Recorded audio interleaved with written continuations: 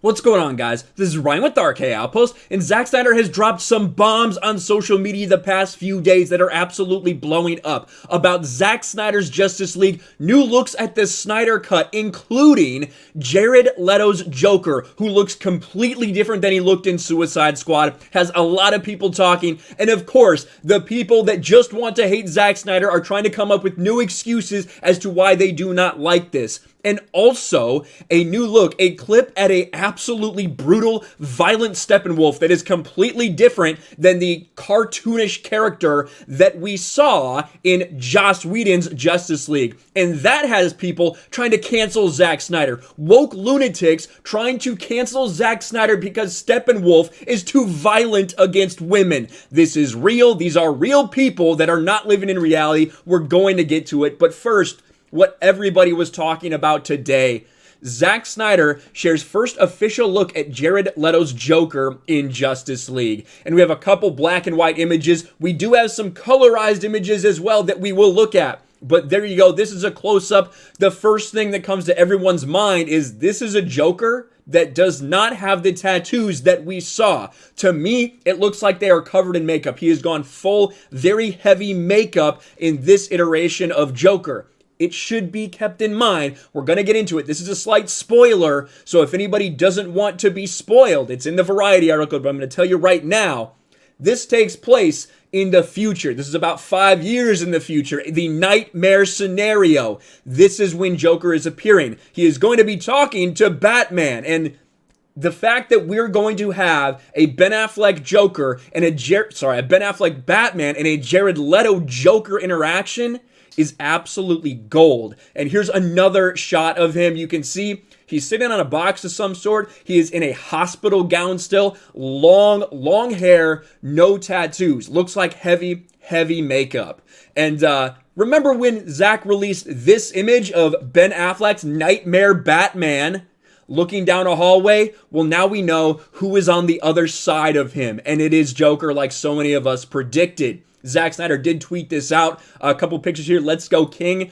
What an incredible image this is with Ben Affleck's Batman just slightly out of focus with Jared Leto's intense Joker looking on.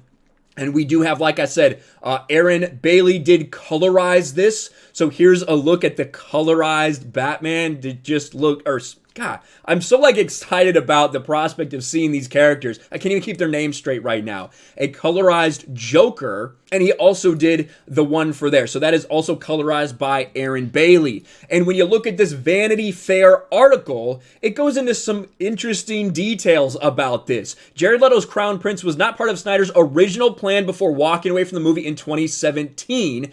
And we all know the history of that. I've talked about it on this channel a lot. But the director had a few things he wanted to add to the long-awaited Snyder Cut. Like we said, there were nearly 4 hours of footage that they had for this movie. Zack Snyder got to film about 3 to 4 extra minutes. A lot of it including Jared Leto, who was not part of the original filmography. The Joker is really the only thing I thought of in retrospect, Snyder says, but I will say it was always my intention to bring Joker into that world. My bet is that he was planning on using him in the sequel to Justice League, which, will that ever happen? I guess it's going to all depend on how the Snyder Cut performs. And then also right here. Gone are the face tattoos and slick back emerald undercut hairstyle, replaced by a visage that looks like a creature who crawled out of a basement of a long-abandoned insane asylum. Maybe he did. Leto's wearing a hospital gown and surgical mask in the photos Snyder released, which the director says is probably a remnant of his escape into the wild when the world fell. Here is the spoiler, like I said a little bit earlier. Joker appears in the new film during a sequence set in a ruined Earth after the alien Darkseid invades and decimates the planet. This is the nightmare scenario, a continuation of the nightmare sequence that we saw in Batman v Superman. In its dream sequence, a psychic vision experienced by Ben Affleck's Bruce Wayne that reveals what will happen if the superheroes fail to stop the onslaught. Joker is the sort of ghost of Christmas yet to come, supplying motivation through terror. The cool thing about the scene, listen to Zack here, is that it's Joker talking directly to Batman about Batman. It's Joker analyzing Batman about who he is and what he is. That's the thing I also felt like fans deserved from the DC universe. That is to say, the Jared Leto Joker and the Ben Affleck Batman, they never really got together. It seemed uncool to me we would make it all the way through this incarnation of Batman and Joker without seeing them come together. So that is the one thing that he wanted to add to his movie. Snyder already had a history devised in his head. The scene explains why Bruce had Joker card taped to his gun that you see in BVS. And of course, we know that Robin was murdered by the Joker, and we saw that on Robin's armor. Ha ha, joke's on you, Batman. And he talks about, I'd always wanted to explore the death of Robin, and if there ever was going to be a next movie, listen to what Zack says. If there was ever going to be a next movie, which of course there probably won't be, I want to do a thing in flashbacks where we learn how Robin died, how Joker killed him, and burned down Wayne Manor.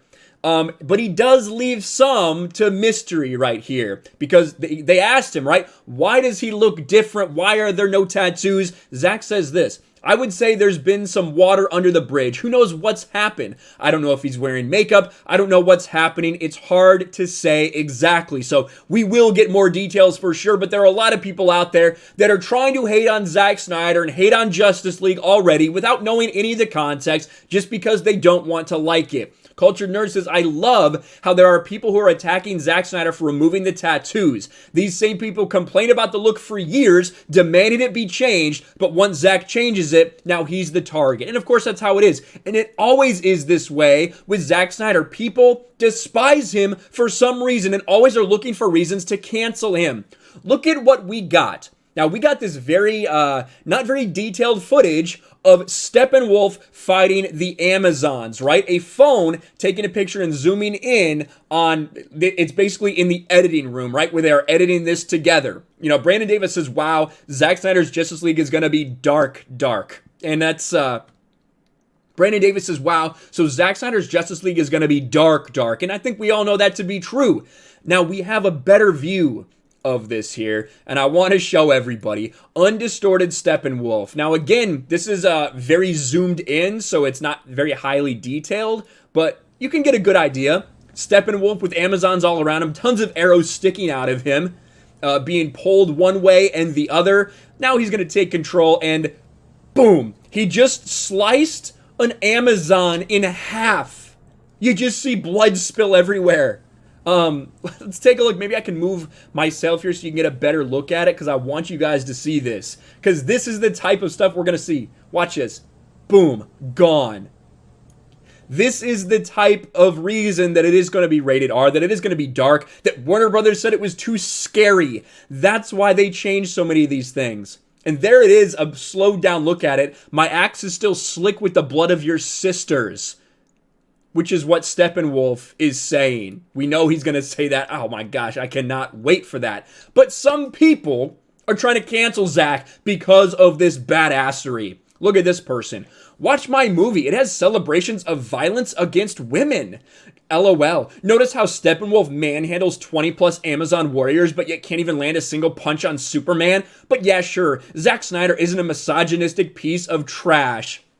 First of all, we have no idea what the Steppenwolf vs. Superman fight is going to look like, because we haven't seen that. We saw a reshot version from Joss Whedon that didn't include essentially any of the footage from Superman. And I'm sure that fight is going to be completely different. And in fact, we know that Wonder Woman is going to end that fight, interestingly enough. But yeah, Zack Snyder's a misogynist. And this isn't the first time that pieces of garbage like this, oh my gosh, she, her? Are you sure about that? She, her. That's what the pronouns say on this protected account that's trying to get Zack Snyder canceled. And of course, Aaron Bailey reminds people, if you're defending this, then guess what you enjoy? Violence against women, right? Because these same Marvel stans are the ones that were okay with Endgame, when, of course, we saw, boom, that, right? That from Thanos against Captain Marvel. But this is a long history of this. The problem with Zack Snyder's female characters, from Sucker Punch to 300.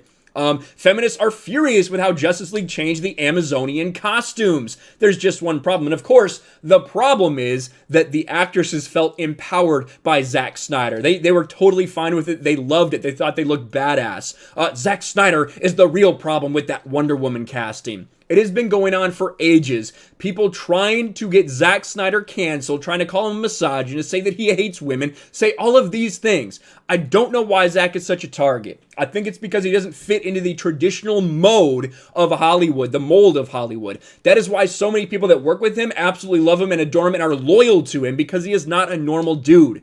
But these people continue to try to cancel him for everything. As far as the Joker stuff goes, I'm really interested to see this. This is going to be 5 years into the future, right? Right around there. That's what we're anticipating. So it makes sense that Jared Leto's Joker is going to look much different. So I think they got a look that I think most people are going to be on board with, and also a reason for him to look that way. So I'm down with that. I want to see this interaction, and I cannot wait for what Steppenwolf was actually supposed to be. The new version, the new model. Well, not new, the old one, before Warner Brothers forced them to change it. And the violence that we are going to see, the threat that Steppenwolf is going to pose is going to be unlike anything anyone thought he was in Joss Whedon's reshot Justice League. What do you guys think about all this? Let me know in the comments below. Smash a like button, subscribe to the channel, ring the bell for notifications, share this video out there, and I'll talk to you later. Thanks for watching, everyone, and a huge shout out to my patrons. I appreciate you guys so much. Want to follow me on Twitter or Instagram? Check out the description below. You'll find links to my P.O. box and my Patreon as well. And I'll talk to you guys later.